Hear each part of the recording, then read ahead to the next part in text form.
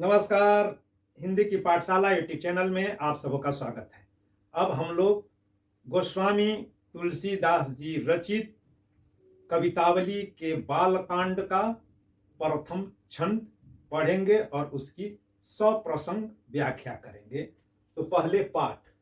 अवधेश के द्वारे सकारे गई सुत गोद कै भूपति लैनिक से अवलोकी हो सोच विमोचन को ठगी सिरहि जेन ठगे धिक से तुलसी मन रंजन रंजित अंजन नयन सुखंजन जातक से सजनी शशि में समशील उभय नवनील सरोरुह से विकसे।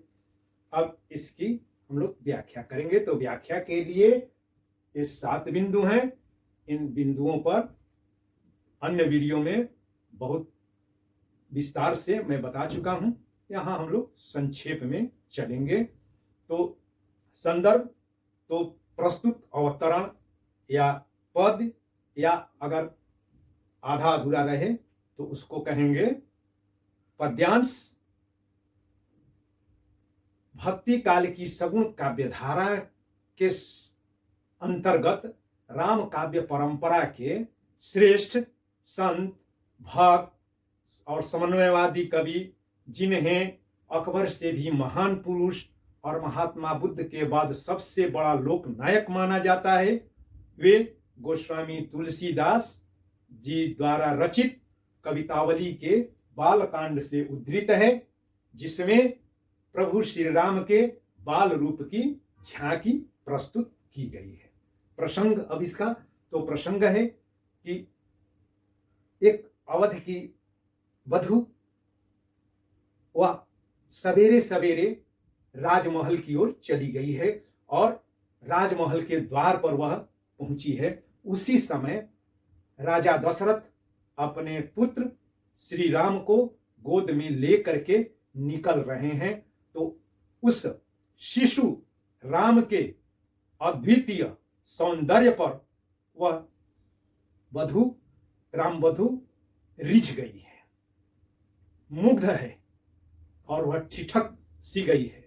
और यही बात वह अपनी सखी को बता रही है कि हे सखी, मैं सवेरे सवेरे अवधेश के द्वार पर, यानी कि राजमहल के पास द्वार पर मैं पहुंच गई थी और वहां पर राजा दशरथ को अपने पुत्र राम को गोद में लेकर के निकलते हुए देखा। और तो उसकी झांकी झलक कैसी थी, उस जो है बालक का रूप कैसा था, इसी का वर्णन इसमें किया गया है। अब इसमें शब्दार्थ, तो अवधेश के द्वारे, अवधेश का मतलब अवध के ईश, और उस समय मध्यकाल में राजा ईश ही कहलाता था, देवता, धरती का देवता। तो अवध के ईश यानी कि राजा दशरथ के द्वारे सकारे के द्वार पर, सकारे यानी कि एकदम सवेरे सवेरे गई सुत यानी कि पुत्र को गोद कै भूपति लय निकसे, को गोद में भूपति लेकर के निकसे यानी कि निकले। भूपति का मतलब राजा। अवलोकी हो सोच विमोचन, अवलोकी यानी कि उसको देख करके कैसा देखा, सोच विमोचन। तो सोच का मतलब होता है एक चिंता, और शोक भी है। तो शोक विमोचन यानी कि सोच या चिंता से मुक्ति दिलाने वाले, या शोक से मुक्ति दिलाने वाले उस बालक को देख करके, अवलोकी यानी कि देख करके, ठगी सी रही यानी कि एकदम ठिठक गई, ठगी सी रह गई यानी कि बेवाक और निर्वाक रह गई।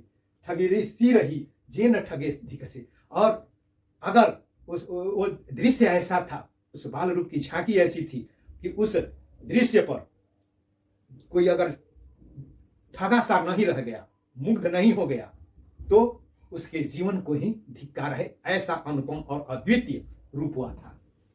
और उसने क्या देखा, किस पर ओरिजी, तो तुलसीदास जी कहते हैं मन रंजन रंजित अंजनन। मन, वो रूप कैसा था, मन को जो है रंजित कर देने वाला, यानी कि प्रफुल्लित करने वाला, गदगद कर देने वाला, रंजित अंजन।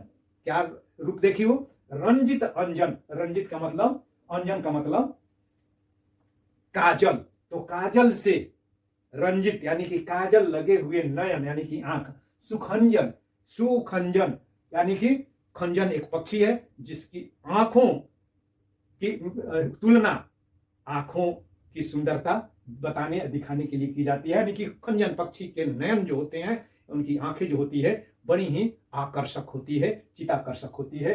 तो सुखंजन जातक, जातक का मतलब जब बच्चा, यानी कि जो है बच्चे, खंजन पक्षी के बच्चे की आंखों के जैसे उसके उनके नयन थे, जिनके आंखों में अंजन लगा हुआ था। और क्या क्या, सजनी ससी में, सजनी यानी कि ए सजनी सखी में समशील उभय, ऐसा लग रहा था। समशील, समशील का मतलब हुआ उभय, उभय का मतलब जो है दोनों, और समशील यानी कि समान रूप से, समान यानी कि उन आंखों, दोनों आंखों का समान रूप से जो है व्यवहार, यानी कि दोनों आंखें जो है समान, तो बराबर आकार में बराबर, उसके जो है सौंदर्य में बराबर, सब जो है समान, सब रूप में जो है समान, कोई छोटा बड़ा नहीं, एकदम जो है बराबर बराबर आंखें, गोल गोल आंखें और मटकती हुई सभी आंखें, दोनों आंखें नवनील, यानी कि नवनील सर, नवनील यानी कि नवीन, नव का मतलब जो है नवीन, और नील का मतलब जो है नीले रंग का सरोरु, सरोरु यानी कि सर में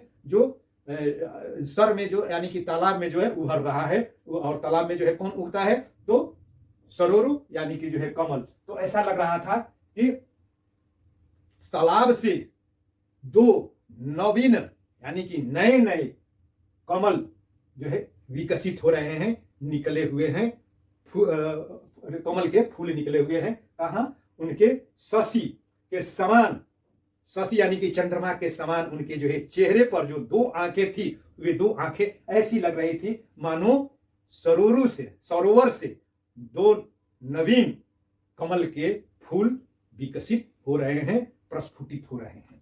अब इसकी जो है व्याख्या, सरलार्थ और व्याख्या, तो तुलसीदास जी कहते हैं कि सवेरे सवेरे एक ग्राम वधु या अवध की एक नारी, और यह माता ही हो सकती है, कोई माता रूपी, तो वह जो है सवेरे सवेरे राजा दशरथ के दरवाजे पर पहुंच जाती है। और जब वह पहुंचती है वहां पर, कि उसी समय अपनी गोद में अपने शिशु बालक को उठाए हुए राजा दशरथ दरवाजे से निकल रहे हैं, राजमहल के दरवाजे से निकल रहे हैं।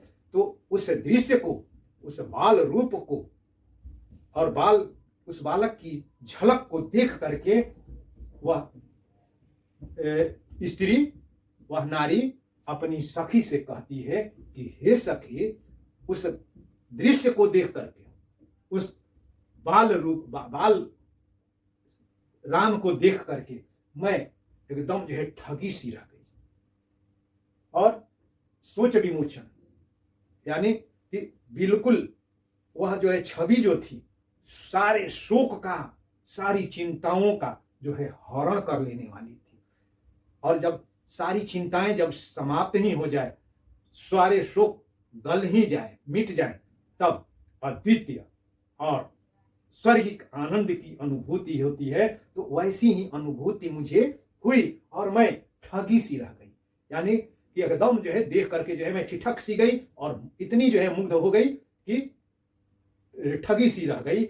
और हे सखी, वह रूप वैसा अद्वितीय और अनुपम था कि उस बाल रूप पर जो कोई अगर जो है ठगा नहीं जाए, मुग्ध नहीं हो जाता है, तो समझ लो कि उसके जीवन में सौंदर्य का कोई महत्व ही नहीं है और उसके लिए यह जीवन ही बेकार है, उसके लिए जीना धिक्कार है। क्यों, वो जो है और क्या क्या देख करके वह जो है मुग्ध हुई है, तो उनकी आंखें, उनकी आंखें कैसी थी कि रंजित अंजन, उनकी आंखों में जो है अंजन लगा हुआ था, आंखें जो है काजल से पूरी थी, भरी हुई थी। और वह रूप जो था, और वह आंखें जो कैसी थी, मन को रंजित करने वाली थी, यानी कि मन को जो है गदगद करने वाली थी, प्रफुल्लित करने वाली थी। और उनके नयन कैसे लग रहे थे, सुखंजन जातक से, यानी सु का मतलब जो है सुंदर, अच्छा, खूबसूरत, और खंजन, खंजन जो पक्षी है, तो खंजन पक्षी की आंखें बड़ी ही जो है सुंदर होती हैं, अनुपम होती हैं और बड़ी ही चित्त को आकर्षित करने वाली होती हैं। तो उस जो है खंजन पक्षी के जो है जो बच्चे की जैसी जो है उनकी आंखों को जो है मैं देख करके रिझ ही नहीं गई, मैं ऐसे मुग्ध हुई कि ठगी सी रह गई। यानी कि न आगे जा पा रही थी न पीछे जा पा रही थी, एक टक जो है मैं निहारते ही रह गई थी। और क्या हुआ कि सजनी ससी में समसी, वे दोनों आंखें कैसी लग रही थी हे सखी, मानो चंद्रमा है, मुखड़ा उनका जो है चंद्रमा है, उस चंद्रमा में जो दो आंखें उनकी कैसी है, मानो कि उस चंद्रमा रूपी जो है सरोवर के अंदर से दो नीले रंग के नवीन यानी कि एकदम जो है ताजा ताजा टटका और नए नए कमल के फूल क्या हो रहे हैं, खिल रहे हैं, विकसित हो रहे हैं, ऐसी वह अद्वितीय छवि थी। और वैसा श्री राम के बाल रूप का अनुपम सौंदर्य था। तो उसे देख करके मैं ठगी सी रह गई और मेरा जीवन धन्य हो गया। तो इसमें चूंकि यह रस की दृष्टि से तो इसमें मूल रूप से तो जो है दिख रहा है कि जो है वात्सल्य रस है, यानी कि बालक के छवि का जो वर्णन है। मगर इसमें चूंकि श्री राम के प्रति और तुलसीदास जी जो भक्त कवि हैं, तो राम के उस जो है अद्वितीय और आकर्षक रूप पर जो है रिझ करके, यानी कि उनके भाव में, भक्ति क्या होती है, भाव में जो है बहना, तो उस भाव में जो है बह जाने की वजह से इसमें भक्ति रस भी है। और एक दूसरी तरफ कहा जाए तो कवितावली का यह प्रथम छंद तुलसीदास जी के लिए मंगलाचरण भी है, जिसमें प्रभु श्री राम के अद्वितीय रूप का स्मरण किया जा रहा है। और छंद इसका है सवैया छंद है, यह सवैया छंद है। और सवैया में मैं बताया चुका हूं, जिसमें 22 से लेकर के 24 तक के वर्ण होते हैं। और इसकी जो है भाषा, तो भाषा ब्रज भाषा है और कैसी है, लालित्यपूर्ण है, संगीतमय है, गेय है। और गेयता का कारण इसमें अनुप्रास अलंकार का अद्भुत और बड़ा ही सुनियोजित प्रयोग है। इसमें सबसे पहले तो ये भी जान लें कि जो भी प्राचीन पुराने समय की जो कविताएं हैं जिसमें तुकबंदी है, तो उसको तुक को जो है यानी कि अंतिम में जो अक्षर मिलाया जाता है, कस निकसे इकसे इकसे कसे जातक से विकसे से जो है, तो इसको तुकांत कहते हैं। तुक अंत में तुक मिलाने के लिए, तो इसको अंत्यानुप्रास कहते हैं। तो इसमें अंत्यानुप्रास अलंकार है। और जब उसी अनुप्रास के अंतर्गत जब एक वर्ण की 2 बार आवृत्ति होती है तो उसको छेकानुप्रास कहते हैं। तो इसमें छेकानुप्रास अलंकार भी है। अब कैसे है, अब इसको हम लोग जो है देख ले। अवधेश के द्वारे सकारे गई सुतगोद गए भूपति, लय निकसे अवलोक यह सोच विमोचन को ठगिसी रही जे न ठगे धिकसे, तुलसी मनोरंजन रंजित अंजन नयन सुखंजन जातक से, सजनी शशि में स और स की आवृत्ति होने के कारण इसमें कौन सा अलंकार है, छेकानुप्रास अलंकार भी है। और साथ ही इसमें नयन की जो है तुलना किससे की गई है, श्री राम के नयन की आंखों की तुलना जातक पक्षी के बच्चे से की गई है, इसलिए इसमें उपमा अलंकार है। और कमल से और सुखंजन पक्षी के खंजन पक्षी के जातक यानी कि बच्चे से उनके आंखों की तुलना करने के कारण इसमें उपमा अलंकार है। और रस तो बता ही दिया कि इसमें वात्सल्य रस है और भक्ति रस भी है। और जब रस वात्सल्य होता है तो उसमें गुण प्रसाद गुण होता है। गुण प्रसाद ये भक्ति के लिए पहले लिखे हुए था। गुण जो होता है प्रसाद गुण होता है और पांचाली वृत्ति होती है और पांचाली रीति और मधुरा वृत्ति होती है। पांचाली और कोमला वृत्ति होती है। कोमला वृत्ति होती है। और अन्य के अंतर्गत तो हम ये तो नहीं कह सकते कि यह बाल रूप का अद्वितीय वर्णन है, मगर अनुपम वर्णन अवश्य ही है।